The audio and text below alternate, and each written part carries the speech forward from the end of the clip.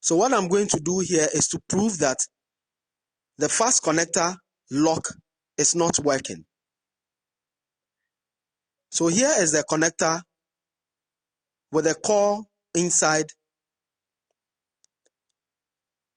and the lock being at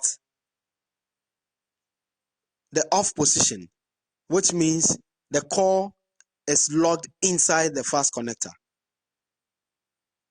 So this connector has a very small back. So as you can see, it is gripping the fiber cable.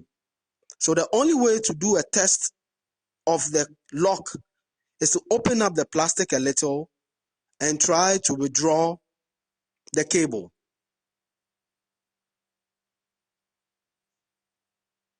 So once I open up the plastic,